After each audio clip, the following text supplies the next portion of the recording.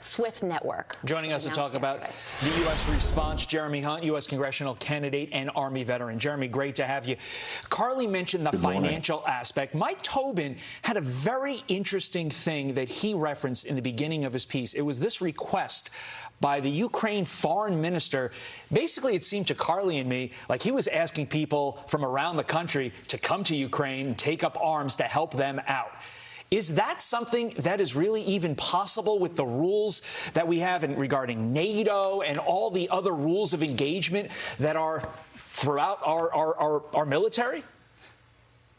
Yeah, I mean, it will certainly be difficult. You know, certainly our own U.S. military soldiers would probably not be allowed to participate in that. But around the world, what we're getting at is that people are coming together and standing up to Putin. I mean, this is what Putin did not even anticipate, the type of resolve coming out of Ukraine, and the world and the international community coming together and saying that this is enough is enough. And so I'm so pleased with the level of resistance coming out of Ukraine. When I was there in 2016 training up the Ukrainian armed forces, specifically their intelligence systems. And what I knew then, and what I'm seeing now, is that the thirst for freedom is so clear and is so palpable in that country that they will stop at nothing, literally giving their lives for their country, for their homeland. And I think the entire world community is seeing that now. And my wife and I, we've been praying for the nation of Ukraine and praying that they defeat Putin and make him pay for invading their country. Yeah, well, speaking of payment, what do you make of the latest sanctions?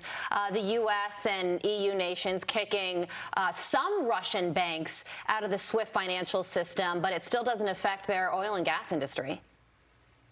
Yeah, I mean, unfortunately, Biden and Eastern European leaders, I mean, this is like the Johnny-come-lately type of assistance to Ukraine. If you look at when getting them lethal aid, took way too long to do that, and now if we got them lethal aid sooner, then maybe they would have been in an even better position.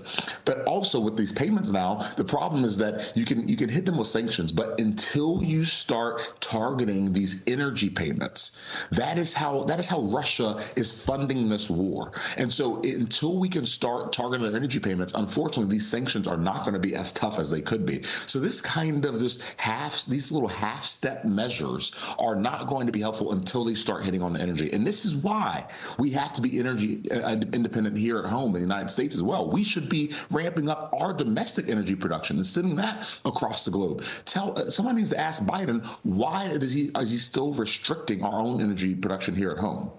Obviously, the talk of the last 24 to 48 hours is the fact that this invasion does not appear to be going as Vladimir Putin has planned. You discussed the will of the Ukrainian people. Is there something strategically, in your estimation, being a trained West Point soldier, that you see Putin failing at?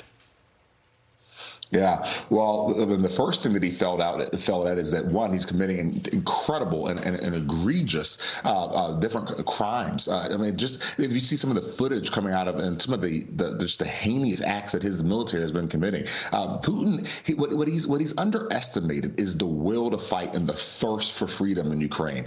When people are willing, when you have members of parliament grabbing weapons, defending their country, you know that the people are not playing around. Right. I think he thought that they would all just kind of roll over and capitulate, but that's not what's happening here. Mm-hmm. And, you know, and even here at home in our community, folks here, even in the United States, are going to be paying even more, $4, $5, $6 a gallon of gas, affecting everyone with what's going on there. And so the entire world community is upset. Yeah. And one of the reasons why I'm running for Congress here in Southwest Georgia is to get serious leadership in our Congress and in our leadership to stand up to people like Putin. All right, Jeremy Hunt, thank you so much for joining us this morning. We appreciate it.